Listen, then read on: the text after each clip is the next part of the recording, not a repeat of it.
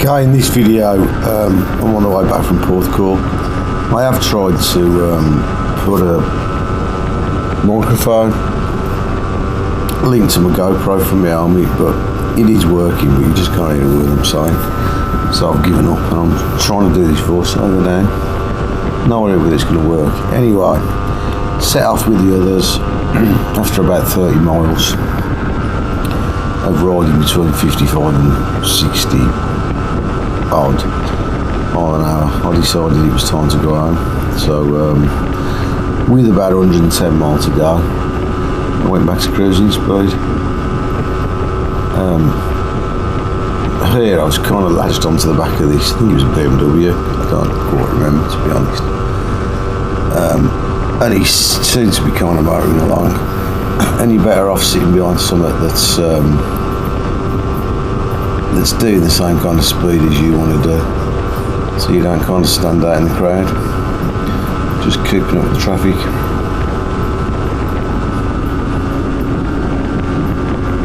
So this is the road between the M4 and the M50, I think, if I recall rightly, somewhere along there. Yeah. I can't remember whether I'd already fueled up or not, to be honest.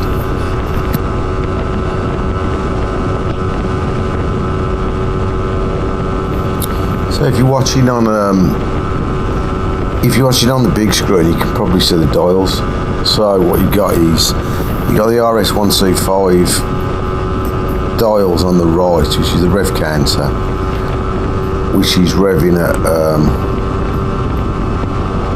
about 5,500 revs, and I'm doing about, I can't quite see the speed, I'm doing 71, 72.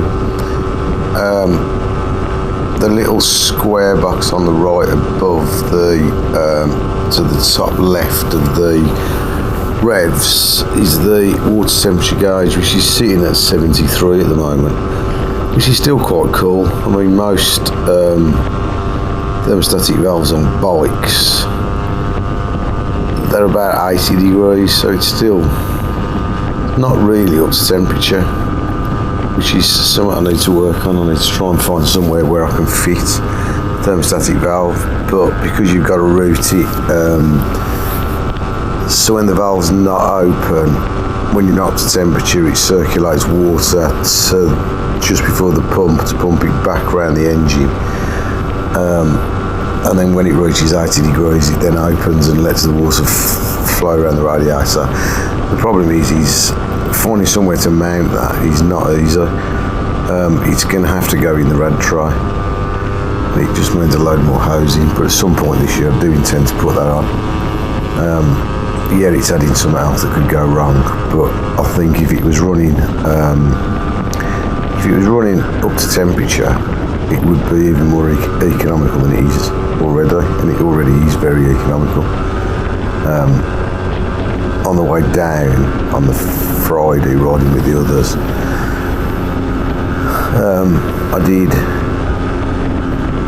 I think it's something like 98 miles between fill-ups, and I only put 7 litres in, which is like really good for a Lambretta. When I'm doing these kind of speeds, it's not quite that good, but it's still really good. The other thing I'm going to do this year is I'm going to fine jet the lower throttle positions, because what I realised riding around with the others is that it really is quite rich and lumpy on 8 to a quarter throttle, because I don't normally ride in that area. I do ride in that area, but at this speed, and you don't notice it, but when it's not revving very high, it was revving like between 2,000 and 3,000 revs on the way there. And also the temperatures are really low then, they were sort of in the low 60s, so it's not really up to temperature. But at this speed, doing 72 mile an hour, taking it really easy,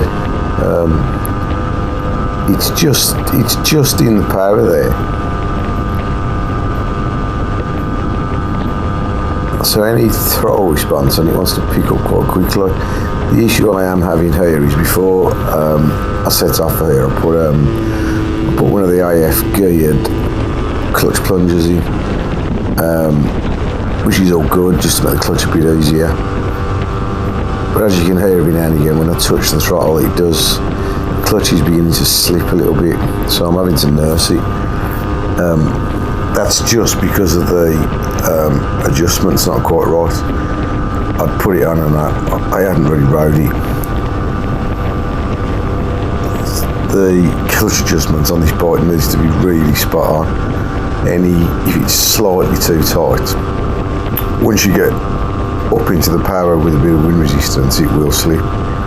But if it's adjusted correctly and it's got enough slack, so it's not on at all, it's obviously just on a little bit, which is just enough to make it slip.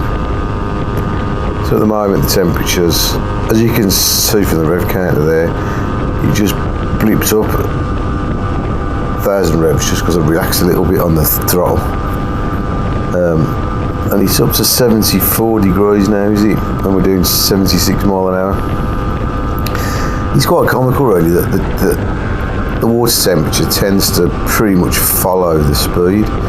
So like 76, 77 like I'm doing now, it's about 75, well it is 75. If I was doing 80, it would be up to 80, which is why it runs so well at 80 mile an hour, because it's the water temperature's up to temperature then at 80 mile an hour.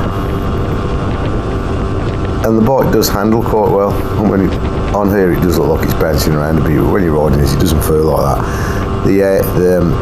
Having the radiator underneath the leg shields, the main reason it's there is because that tray under, I know a lot of people don't like the look of it, that it looks horrible, blah blah blah blah blah, but it's actually really functional. Besides the radiator, it actually gives it a bit of a spoiler effect, so the faster you go, the more it pulls the front wheel down to the ground, which makes it really stable. When I was running it with the radiator just on a front rack when we first tested it, at like 80 mile an hour, it was really light on the front and wobbling, and it was just horrible. The scoop definitely makes it more stable as you go faster. So again, we're sitting at 73 mile an hour now, and it's water temperature 74. It is odd the way it matches.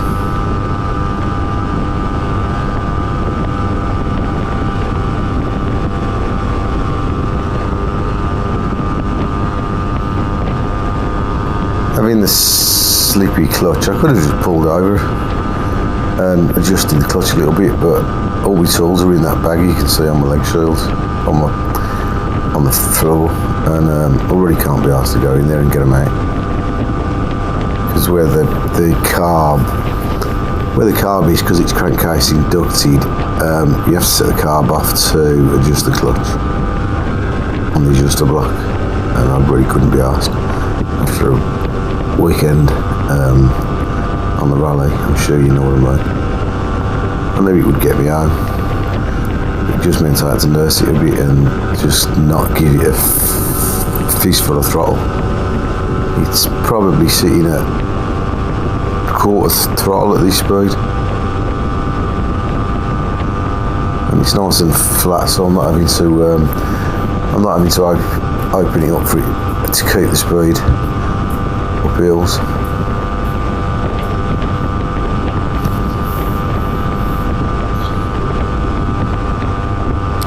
So I suppose I better,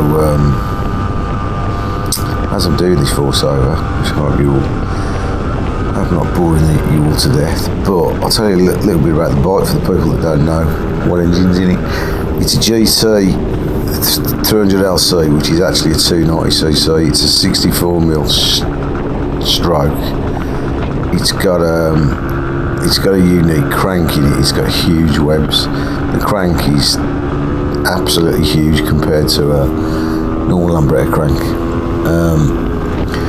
So what the GT300LC is it's a Rotax top end used on microlights, and I think they're used on jet skis and snowmobiles and vehicles like that.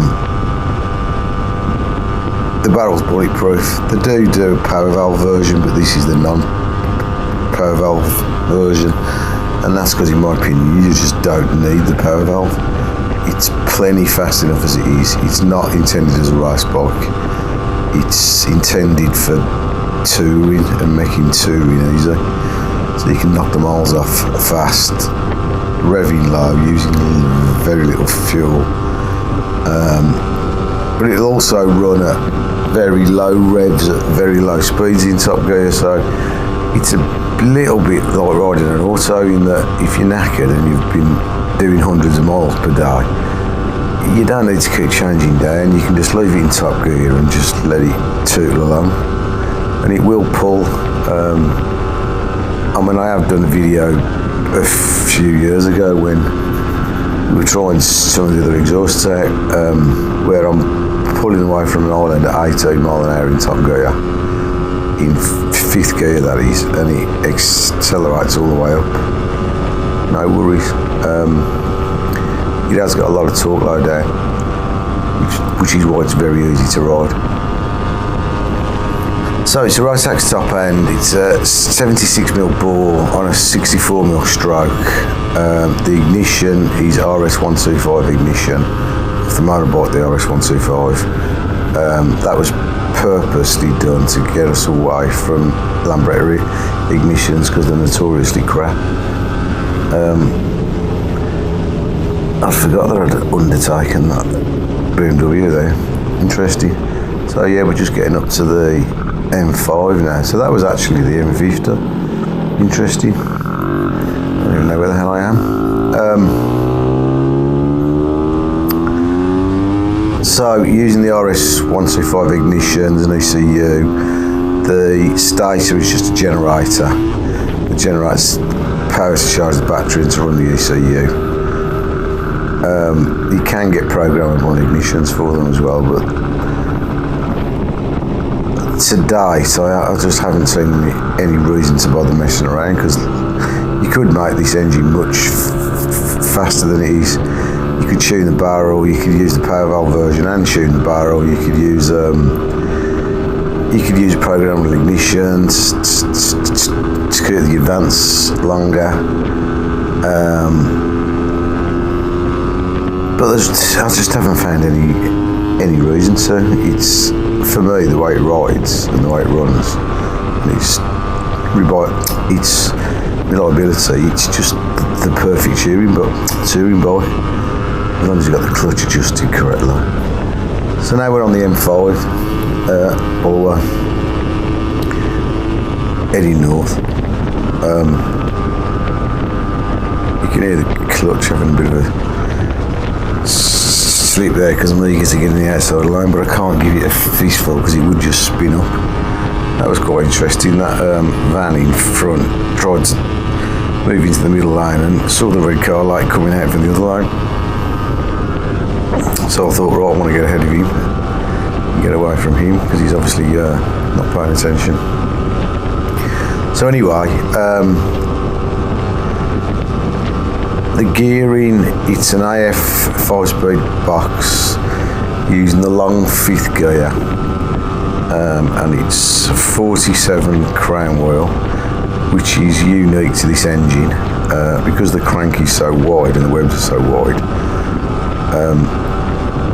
It pushes the sprocket out 10mm, but then we brought the sprocket back another 5mm by using Vespa drive side bearing, which is narrower than a Lambretta bearing, but the front sprocket still was sitting 5mm higher than the standard rear sprocket would be.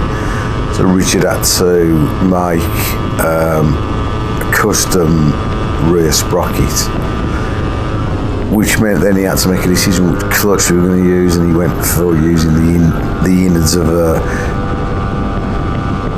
BGM Pro. Just before I get onto that, it's also running a 22 tooth front sprocket, which gives it a final drive of just over 3.8, which is really, really long, hence why at the moment it's only doing, what is it? It's about 6,000 revs, and I'm doing about 9 knocking on 80 mile an hour. So it's low revving all the time because of the long gearing. So the way we run the BGM Pro is obviously with 6 plates, and really the engine needs the 5 red hard springs, but I found pulling the clutch then was really hard, which is alright if you're racing or sprinting or whatever, but if you're touring you want a clutch that's pretty easy. So I alternated between the medium and hard springs. So there's 5 hard springs and 5 medium springs, and with the clutch adjusted properly, that's alright for touring. If you are caning it, and I mean caning it, because it makes peak power at 8,300 revs, if you're riding around that RPM, and I'll let you work out the speeds at that, the clutch with the 5 medium springs and 5 hard springs would slip, it wouldn't hold. But for touring on the road, you're not going to ride at them speeds unless you're an absolute insane nutcase. It's pointless. What else is unique about it? So having the RS ignition means that the crank taper is to match the RS flywheel, so you literally can't use any normal Lambretta ignition with this, because the flywheel wouldn't fit unless you were going to change the boss. So the taper matched the RS crank, but again that was intentional. So people buying these engines didn't change the ignitions to Lambretta ignitions and inadvertently fuck them up. The RS curve isn't perfect for the Rotex barrel, but it's pretty near perfect, and you really don't have to worry about it having, because it has got a little bit too much advance at higher revs, but because it runs so cool, you're unlikely to get pre-ignition. I do always, where possible, run it on super unleaded, just because the flash point's lower. Obviously, that's the result of having higher octane, which makes the engine safer again. And I run it on 3% oil ratio. You could run it on 2%, but it's got the mag side bearings lubricated from the 2-stroke oil. So I just opted for running it on 3%, because as everybody knows, or most people know, I run Groundsman 2-stroke oil, which is pretty cheap. It's not an issue. I think I bought another 20 litres. Well, I bought 20 litres a couple of weeks ago for 110 quid. It is cheap, and again that's because if you're touring and doing a lot of miles, you're using a lot of oil, so it all adds up, and it's a good enough oil. I've used it for the last, the first time I used it was the Spanish Euro at Igijan, or as the Spanish call it, and I've used it ever since, and I've had no issues with it. It is really good. Last time I took this engine apart, everything inside was really oily. There was no coke anywhere, but that's obviously because it doesn't get hot, so it's not burning the oil off, so you know you're getting lubricated. It's all good.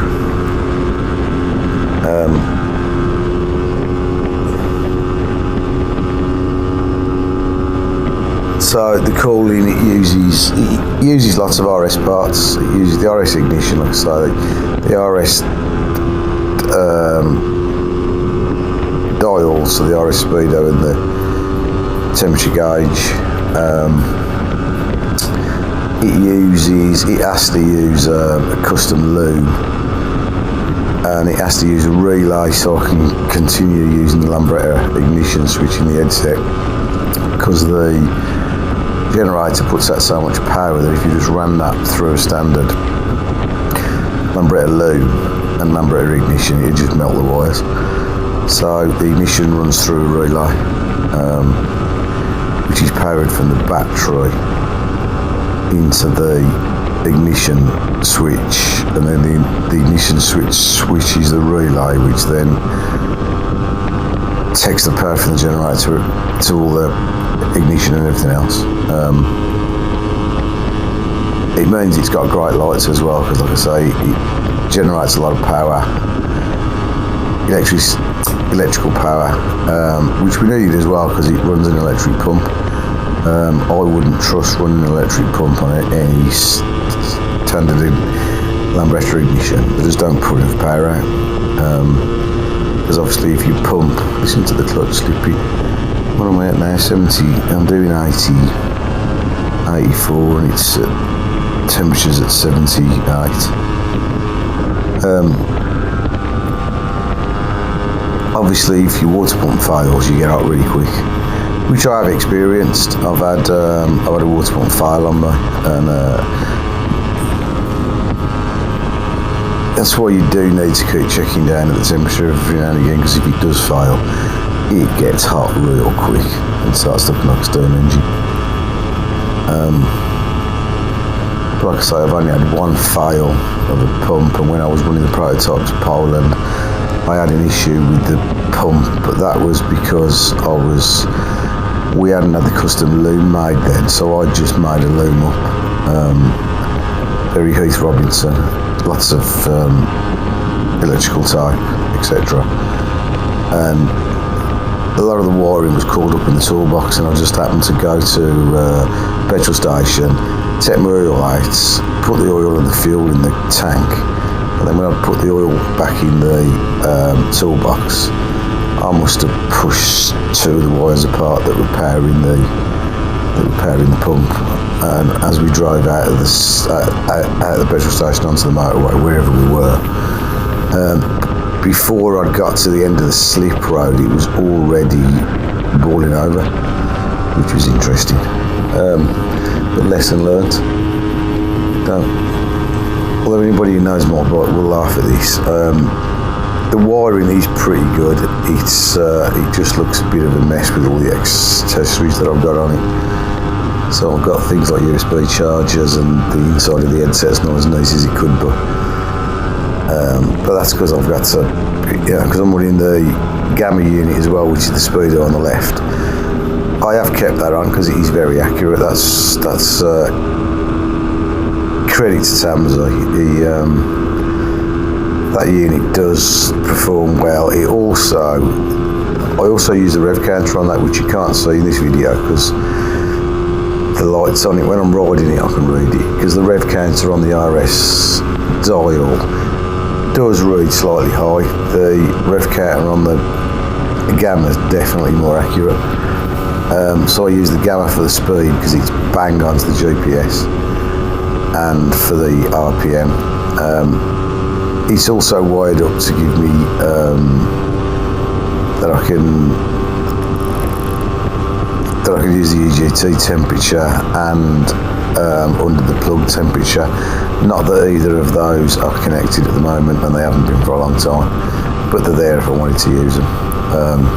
Because it runs so cool, I just rely on the RS temperature gauge, which is accurate.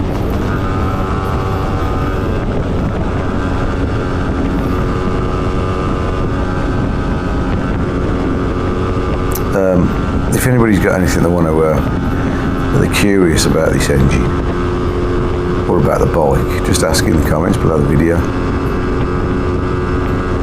I do read the comments, and I will answer them where I can. Tyres, some of you are probably wondering what tyres I run, as I'm able to sit on the motorway at those kind of speeds for this long. I'm using hard now, is it the K, can't remember for Christ's sakes, the SR80s or whatever they are. They're only rated to 81 miles an hour, but they've got a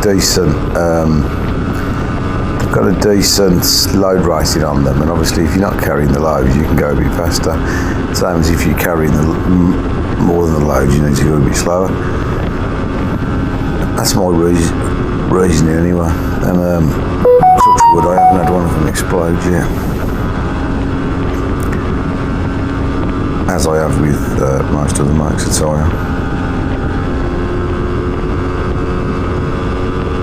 Which is one of the reasons this bike looks battered, is because it got there's a video of me throwing it down the A34 about, I don't know, 15, 16 years ago, and that was because an S1 exploded on the back.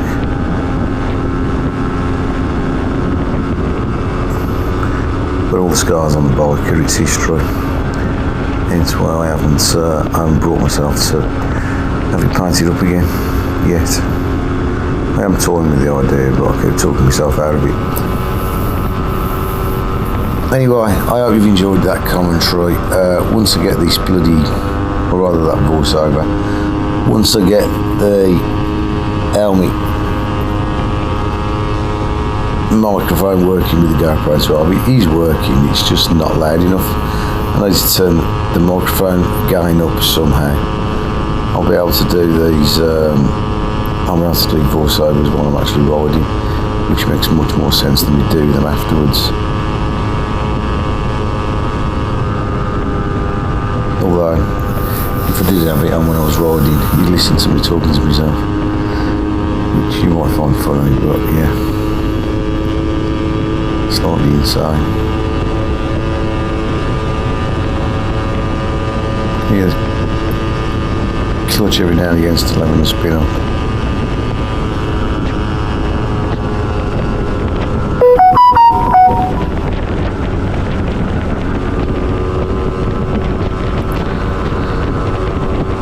I do remember overtaking this biker. The guy in the blue car ahead of me was in the outside lane for ages, and when I finally got past him, it was an Asian guy, just sitting in the outside lane oblivious.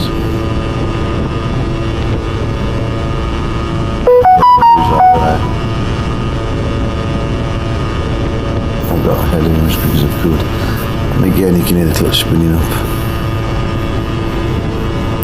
So I'm having to ease off again.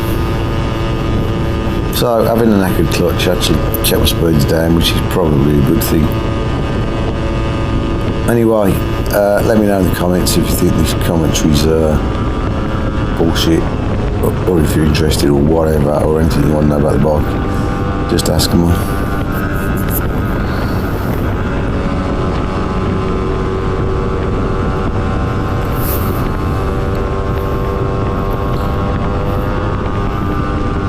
You can see from the temperature gauge that it just got up to temperature.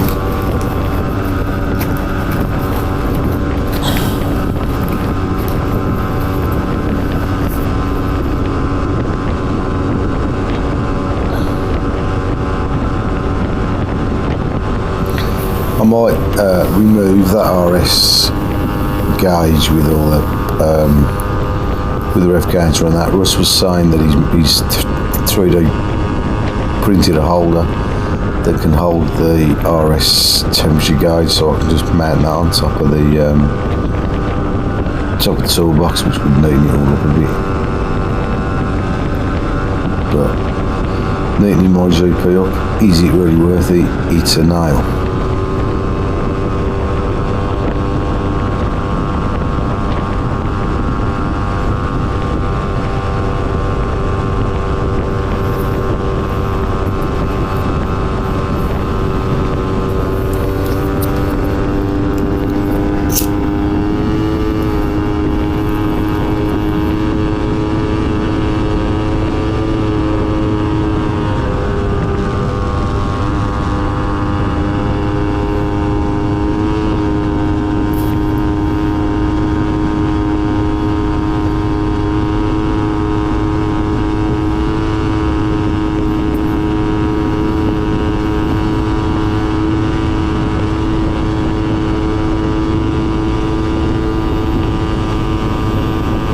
So yeah, I've just noticed in this video I get from the M50 to the M42. Didn't actually look how long that took.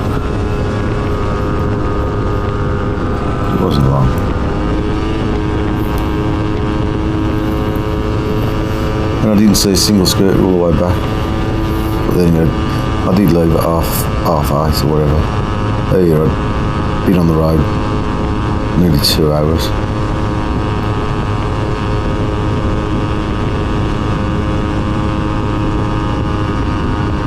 So I got home in 2 hours 40 odd minutes.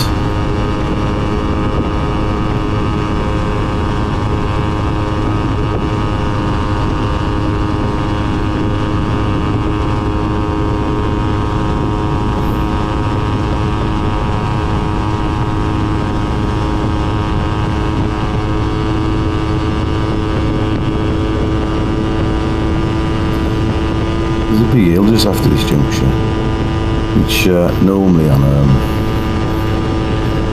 can't think where I've actually rode the LC up this hill. I think this might be the first time since I've had it on the road. But when I had other engines, you would have to throttle a bit as you went up this hill we're about to get to. Be interesting in hindsight to see. Well, not to see, but you'll hear the clutch slip if I did have to open it up. Temperatures have gone up a little bit now, 84 degrees now, which is interesting.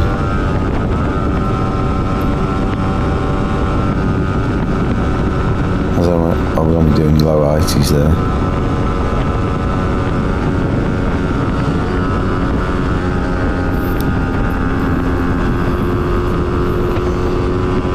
Where's that hill? Are we not there yet? I don't know.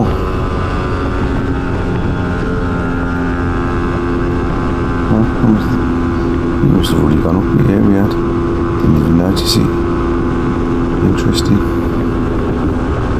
Anyway, that's enough of me chatting shit. If you can't understand the accents, you can put subtitles on and have a laugh to see how Google translates my accent. Badly, I would think.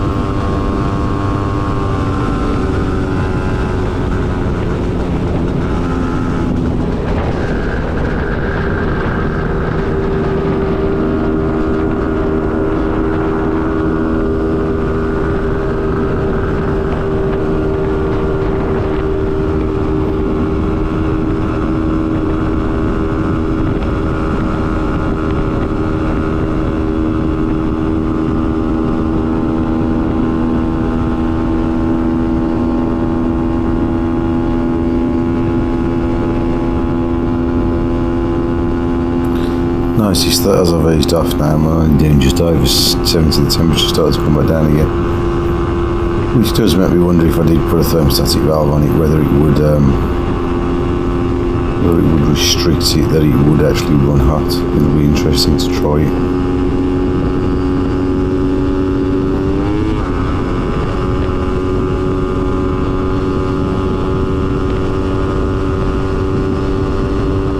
Sweet clutch.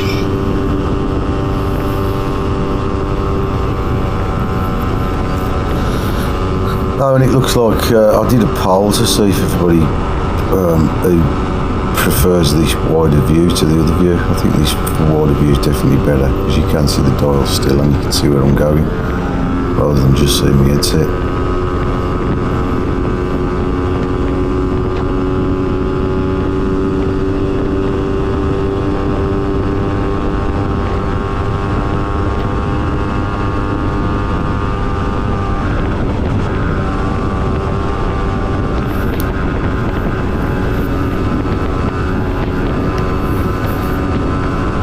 That is the end of that.